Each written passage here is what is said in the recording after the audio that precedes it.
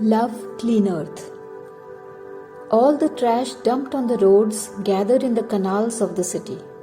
The canals empty into the sea. The sea returns the trash to the city. They lie on the beach, broken glass, diaper and all, where children play and people walk.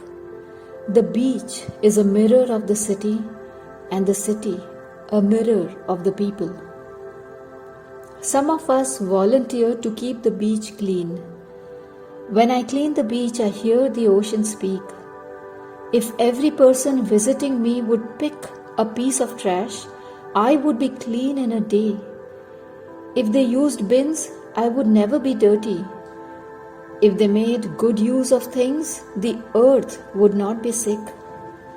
I will give you a message to share. Will you be my voice? You all like to be clean, isn't it? And you like your homes to be clean. But what about your larger home, the planet Earth you share?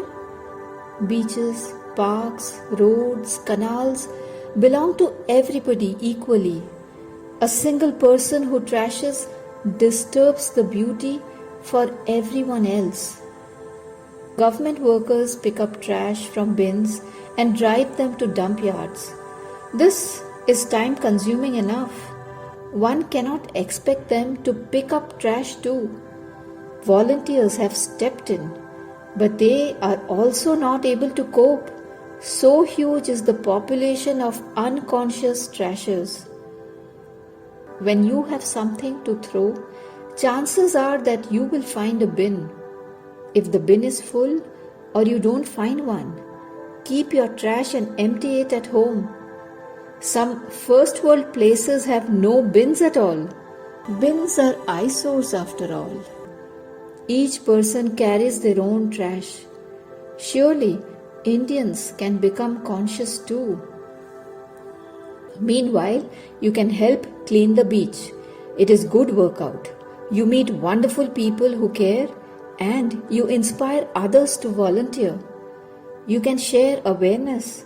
You can become an earth justice activist just by picking thermocol, shoes, plastic spoons, pan masala packets, bottles, and so much more. When you bend down to pick, you bow down to the earth. You can do still better. Be a conscious buyer. All things come from the earth. Plastic, clothes, cars, furniture, phones, everything. When you buy, think of the hard lives of miners, the cotton pickers, the crude oil drillers, the truck drivers, the factory workers. Think of the mountains and forests and fertile lands that are depleting. Think of all the things that don't become soil again for millions of years, that leach into the soil and poison the fruits and vegetables, that the fish eat and cows eat, you and your children eat. Why are there so many diseases these days? Have you wondered? Things are called biodegradable when they become part of nature again, thanks to microorganisms that break them down. Or you could send them back to nature, for example, by composting. Biodegradables are wood, paper, clothes made of natural fibers, leather, and whatever you eat. The rest of the things are non-biodegradable. Once produced, they will remain for hundreds of years. This includes metals, chemicals, such as in batteries, plastic, and other petrochemicals like polyester, electronic goods, and glass. When the only solution available is plastic, such as waterproof gloves, use them carefully so that they last a long time. There is a biodegradable plastic, but it takes a lot of energy to manufacture, so the purpose of helping the environment is lost. Electric vehicles don't pollute the air, but the used up batteries poison the earth. So nip it at the bud. As a consumer, you have a choice. Buy only what you really need. Demand will drive supply. If you all consume less, there will be less production. So, less mining, farming, deforesting, and polluting the earth. Travel only when you need to. Use public transportation when available.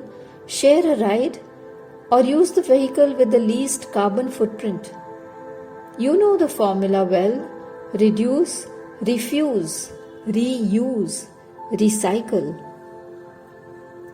Reduce means reduce consumption of all kinds. It means a change in lifestyle. Think before you eat. Think before you travel. Think before you buy. Don't replace the old thing until it has served its full purpose. Take care of things and use them well. Shoes, clothes, gloves, cycles, cars, homes, utensils, everything you touch.